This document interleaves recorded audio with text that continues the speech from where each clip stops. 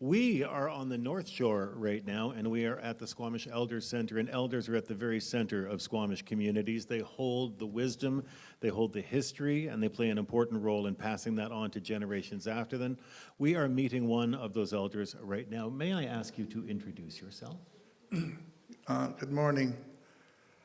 I'm Pate Smuck, also known as Dave Jacobs. I live here at Homolston all my life, and my 7 grandfathers, we all have lived here in this village. I've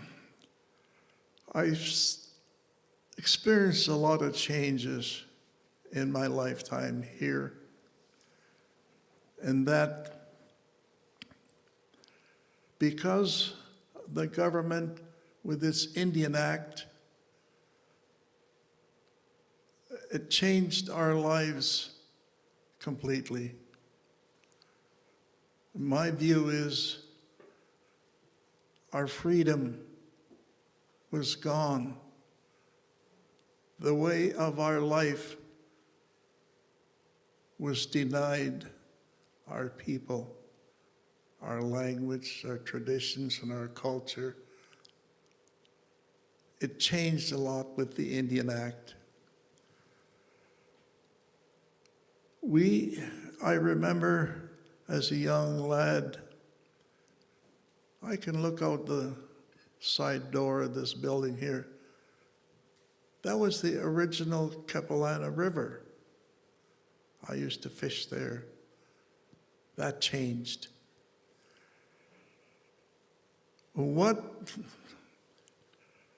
I feel so in my heart, my feelings is for the old people who suffered before me the changes in life. Well, as you probably know that with the Indian Act and its policies, the Squamish, we could not do anything with our lands or trees or minerals to try and generate revenue for ourselves. We couldn't do that.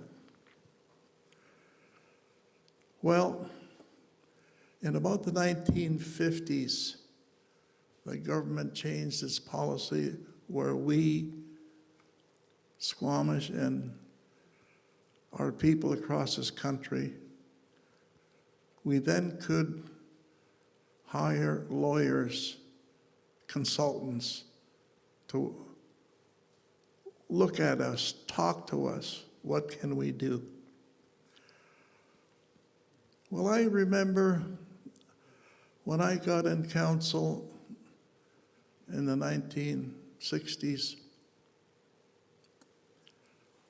we had my first meeting with the elderly council at that time and the young ones. We met for the first time, our meeting. And one of the elders was sitting with us, and he just said to us, he was speaking in Squamish, said to us, you know, there was something fishy about that sale of that land. Well, we said, what do you mean by that? So he explained to us more that what happened, they come and start talking to us. The majority of our people didn't speak the language. So how are we gonna make any sense of this? Well, the government of the day, they said, well, look, we have an offer to buy that land. Well, we didn't know what he's talking about. And to be clear, we're talking about the land at Sanok, right? The land at Sanok, that was the land where, well, they even went as far as, the government went as far as saying, well, we'll hire this white man over there. He speaks some Squamish. He understands some Squamish. We'll hire him to convince the people to sell the land. Well, that happened. It was sold. They moved our people, we were talking about, moved our people away from there. Well, since then there's been many, many changes. But one of the meetings with our lawyer, I can remember him saying, you know, he said, Squamish, you're land rich, but cash poor. So he said, okay, what do we do? How do we change that? How do we change it around from rich? And he said, planning. You have to do a lot of planning. Because, you know, at that time in the 50s, in this village we're in today, we had no running water. We had no electricity. We had no plumbing. That was cash poor. We didn't have, and that's not that long ago. No, it's not. It's not that long ago. We live in the third largest city in this country, and we never had running water. When you look at the land at Sanok, there was the effort that began in the 1960s.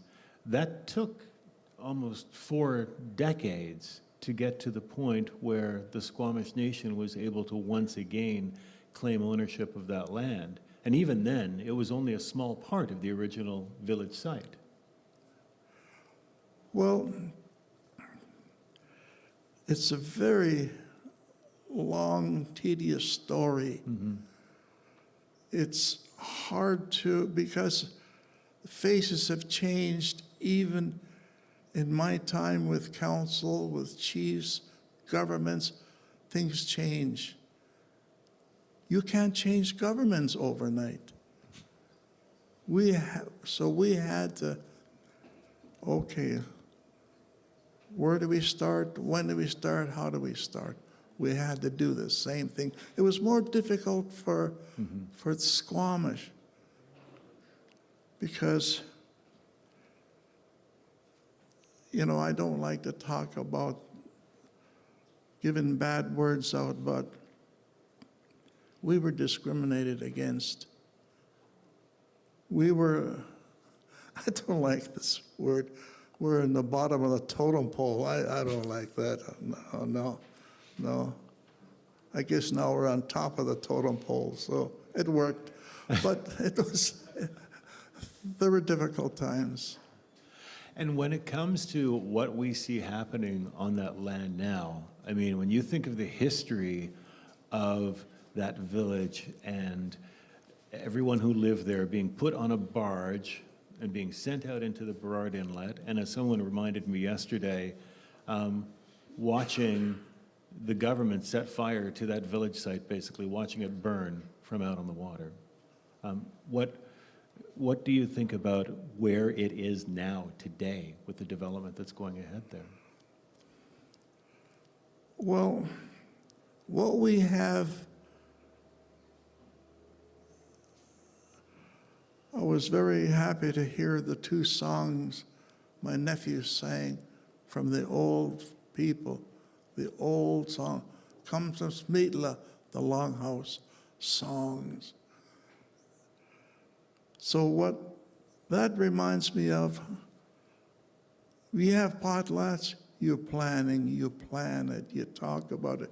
It takes a while planning, that's exactly. We listened to the old people when they were planning, they were talking to us. Take your time. Take your time because there's generations to follow you that you don't want to harm them. So take your time. And I can remember many of the old people that's always said, if you go potlatch, you go early, take your time and listen.